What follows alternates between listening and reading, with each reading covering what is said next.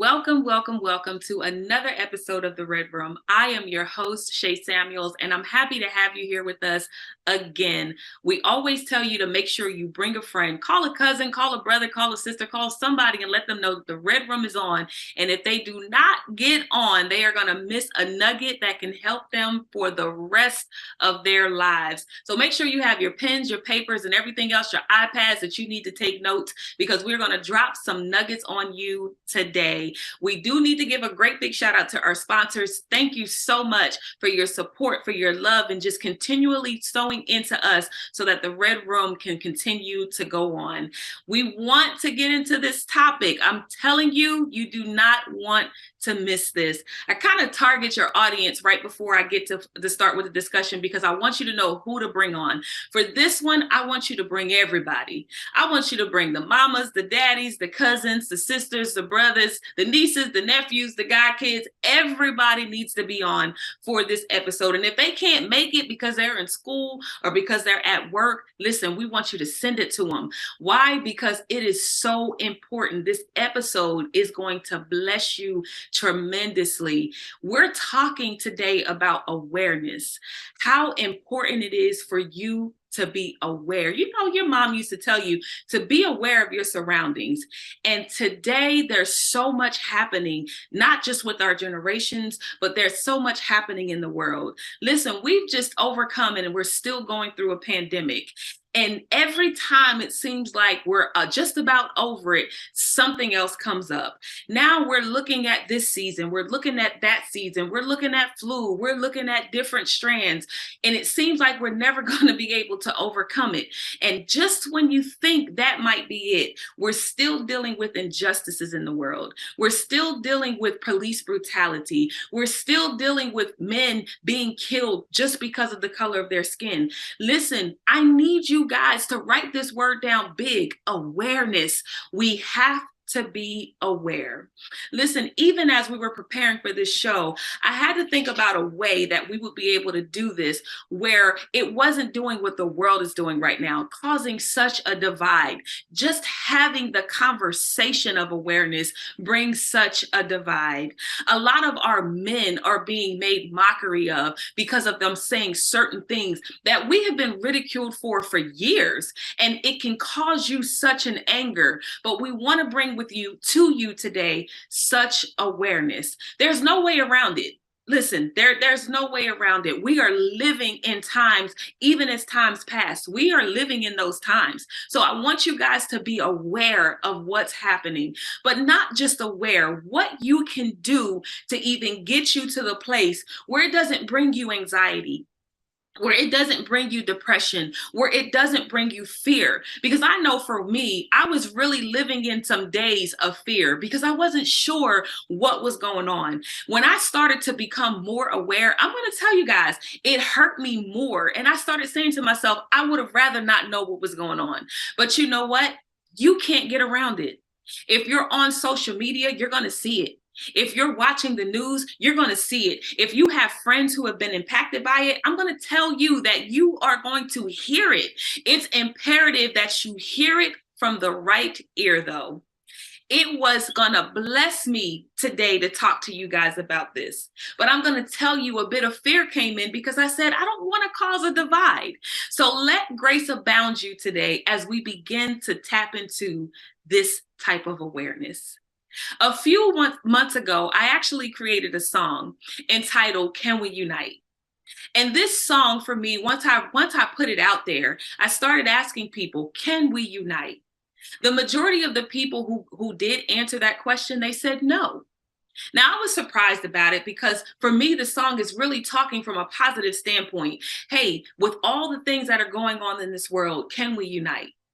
I was thinking about where my mind was when I created this song. The Capitol had just been raided. These people were going in swarms. They were not getting the brutality that most people who were just seemingly just randomly driving down the street, they were just randomly driving down the street getting killed. But these people were able to infiltrate the Capitol. They were able to bypass the police officers. They were pepper spraying and doing all the things that police would have done if this was on the other side of the world. They were doing that to them. They made mockery of the Capitol. They were taking video and saying they were in there. And I was thinking to myself, can we really truly unite with all this strife? I was thinking about the political parties, how some sides started to work with the other side because they knew that things weren't right. But there was no one there to contain what was going on. And so there was a bit of fear that even came over me even then. Is this what we were coming to? And so I had to ask, can we unite?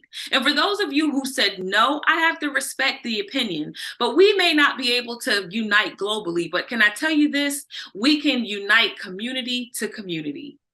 When you start allowing your sons to be more aware of what is around them and how to operate in that, it becomes different.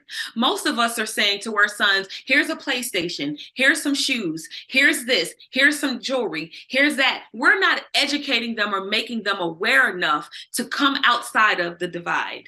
We're not putting a certain level of awareness, not to create a fear in them, but to create some level of confidence that they have a right as well.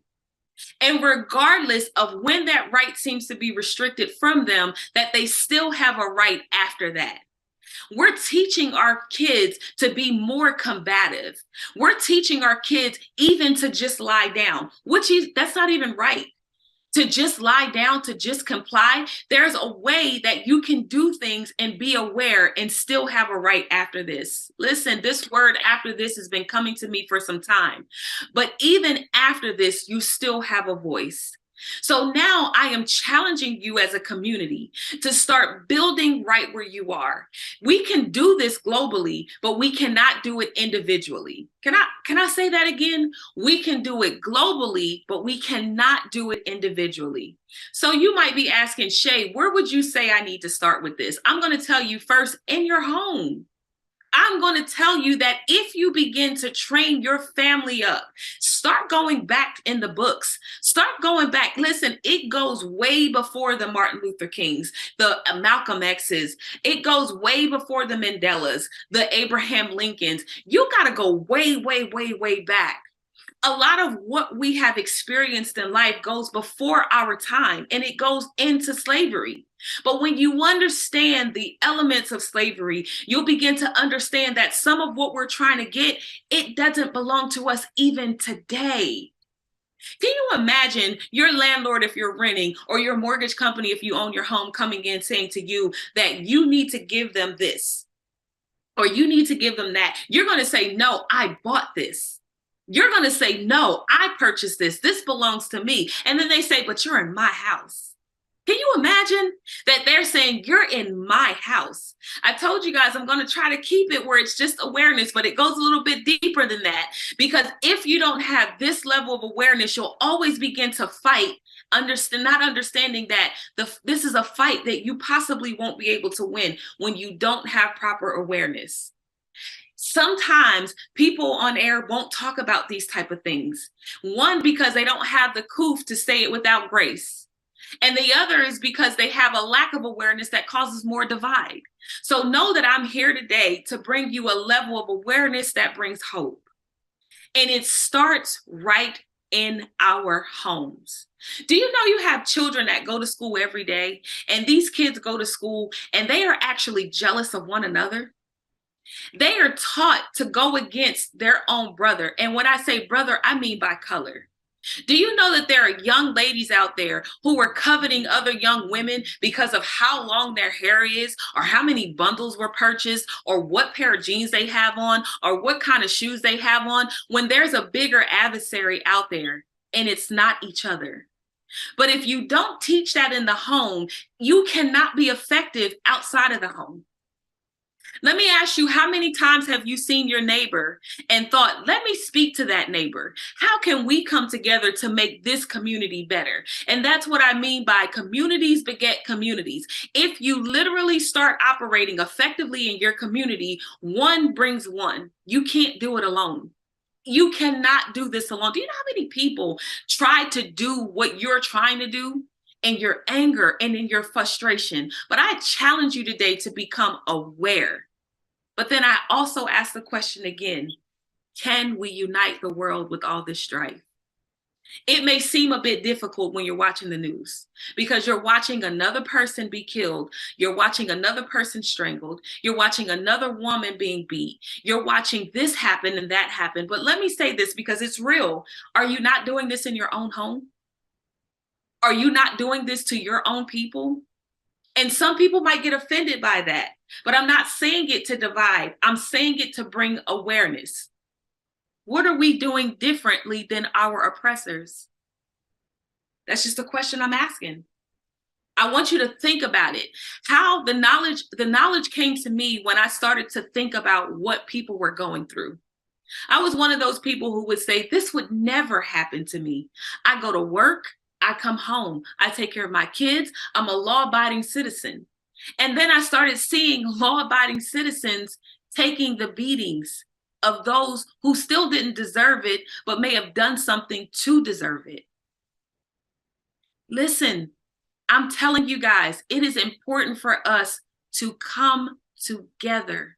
You have seen all sides of the fences. You have seen Blacks, you have seen whites, you have seen Asians, you've seen Hispanics. Every person come together for the good. So what that tells me is there are some good people out there. What that tells me is that there are people who are willing to stand in the gap because they became aware of the fight. Can you become aware of the fight? When I ask, can we unite the world with all this strife? The answer may be no now, and the answer may be no next year, and the answer may be no. And some people might say, lady, are you even watching what our ancestors went through? I'm going to ask and challenge you to say, when does the change begin? Do you realize you have children in your home that you don't want to have to suffer the consequences of things that have been done here because that's just how it's always been? If you guys have connected with the show, you've heard me talk about generational curses and bondages and things that we've traditionally done that held us back. Can we say today, I do want to start uniting, but it has to start right here in our own communities. It has to start in our schools. It has to be important enough for you to say, listen, I understand that I do have bills to pay, but when I go to this school, I want to make a mark, not just for my child, but for all the children who are there. We have become so accustomed to a system that holds us in bondage. And I'm talking about from working to school. It's a repeated cycle. I have to work, so I can't take care of the child. I can't take care of the child because I have to work. I can't teach what I need to because I didn't learn it. I didn't learn it because I had to work. My mother didn't teach me, and my mother didn't teach me because her mother didn't know. Do you see how that goes? So we have to ask one another, when does it stop? And then when can we begin to change the world one person at a time? It has to start with us in our homes. Listen, if I were here today talking with you and I couldn't do what I needed to do in my own home, I would be a hypocrite. And yes, we all have challenges in our own home. But if I'm not starting what I'm telling you about in my own home, how can I effectively give you knowledge about something that I have no awareness of?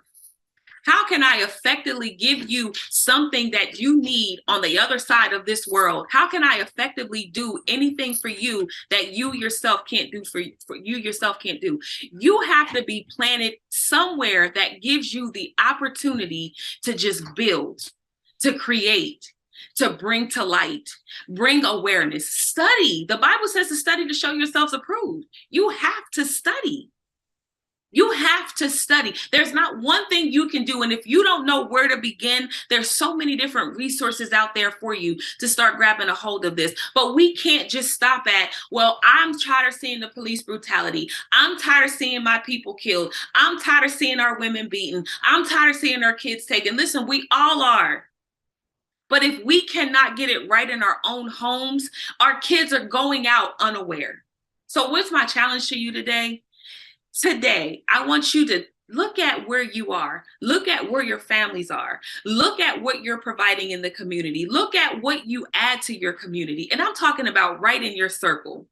I'm talking, look, if you live in a development, I want you to look at, do I even know my neighbor? Listen, I don't even want to take it there. But how many of us live in neighborhoods? I remember a time when I was growing up, my grandmother, she was on one stoop, her neighbor was on another stoop, and they knew one another. They knew one another well enough to say, if I didn't see her outside that day, something is absolutely wrong.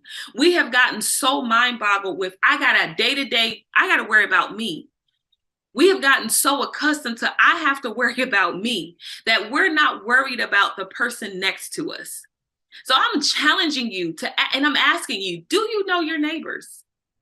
Do you know who they are, what they go through, what they know? I'm not even going to say start a group, but don't start something that divides. Start something that builds. It starts with our children. I wish I knew a lot of this growing up.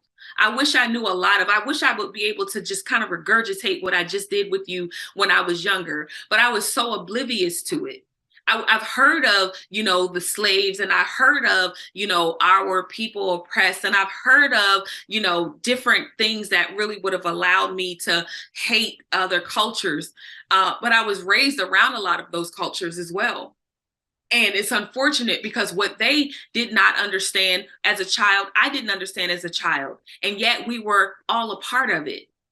And now that I'm older and I'm seeing our children have to go through the same thing, walking in fear because of what they see, but have no awareness in which way to go. Can you challenge yourself today to become more aware so that you can teach your family what they need to know, especially for this time and this age? Our generation needs this. Our generation needs to be impacted by this. Our generation needs to be more aware about it. And listen, there's something else I want to say as far as our children, because my daughter used to talk with me a lot about certain things. And I would say, well, this is another phase of another person who's in school and they're hearing all of this Black power, Black Panther, power to the people talk. And once I started listening to her, I realized that it was so much bigger than that. Can I tell y'all, my mind was free because of her? Can I explain to you that as I began to let her talk with me and talk to me, that there were things that opened up that I had I'm talking about traditions that my family kept that we had no awareness of why, and we kept them. So now here we are in this world of injustice. And I'm going to tell you this, it's looking the same as it did when we were being taught in sixth grade. I'm watching our ancestors being sprayed down by water, not able to go in certain stores, being looked at. I walked in the store just a few weeks ago, and I won't say the store's name, but I walked in another state, and I'm telling you, when I went to walk to the counter, the young man put the sign up to say the lane was closed. When I tell you that we're living in it, we're living in it. Now, here's the thing. I know my awareness is that I know my rights. And so I said to this young man, so you're going to close the register when I walk up? But not only did he do that, right before I got to him, there was another young lady who closed her register. But I acknowledged it with grace. And I said, so you're going to close the register up when I come?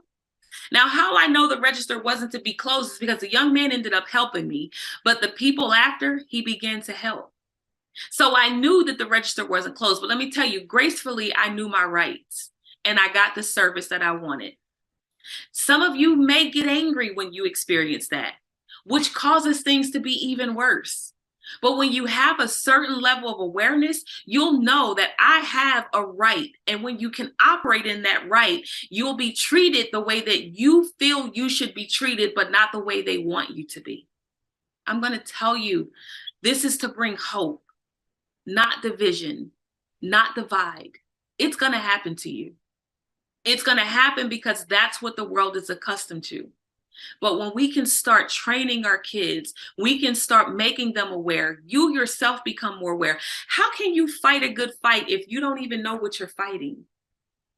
Can you imagine someone gossiping and telling you that something happened on one side of the world and you go to that world and you hate that world because you just heard something from somebody else and you're fighting the wrong fight? You don't have the education, you don't have the knowledge, you don't know one name to the next. You have to do your homework. You have to do your homework. How do you know who to stay away from when you start having these conversations? People who are angry, people who were just like, they just trying to keep us oppressed. They just trying to keep, no, that's not what it is. It's a system that is built. Remember, go back to the house I was telling you about. If you own a home or if you rent a home, we live in a society where a system has already been built. And when you realize that you're living in that system and the system may not be created to help you, but you still have a right. So become more aware of the right. Become more graceful about the right. And become more knowledgeable so that you can teach others about the right. I've had way too many people around me who were angry. They were so angry that I became fearful to even be in this world. Not that I would do anything to hurt myself, but I'm just being honest because there's someone listening and watching today that's saying that was me. But I was fearful to drive down the road, not knowing if I was going to make it home. I started going into my clients of all different races and started feeling some type of way about one particular race. Oh, I had no problem with. I started getting anxieties watching the news, and I had to ask myself, can we truly unite? Can this happen? And I had to be more aware that it may not happen today. Listen, it may not. It truly may not happen today. But it can happen right where you are. Give our young people some confidence in the fact that there is an opportunity for them to live a great life. That once you start being transparent enough in saying, this is going to happen. You know, when you start saying it shouldn't, morally, no, it shouldn't. But we all know that it is. It's happening right in front of us every day. But when we get angered and we start making crazy decisions, to burn down buildings, to shut out stores of owners who are the only ones on the neighborhood who's selling. You took away from your kind. You took away from your people just because you were angry. That didn't make any sense to me. So I want you to be more aware. I want you to be more knowledgeable. I want you to start training your kids that way and understand that at the end of the day, we may not be able to unite globally, but we can start individually in our homes. I pray that this episode blessed you. Thank you for allowing me to pour my heart out to you today and bring hope and a level of awareness that you can become more aware and more effective all at the same time. Listen, I'm Shay Samuels. I love the opportunities that I get a chance to spend with you and the nuggets that we get a chance to drop. Until the next time, we'll see you for another episode of The Red Room. Mwah!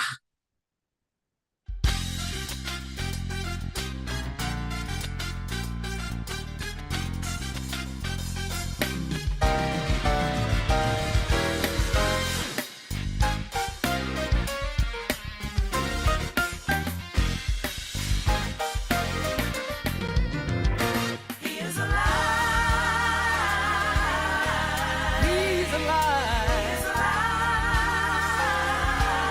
He's gonna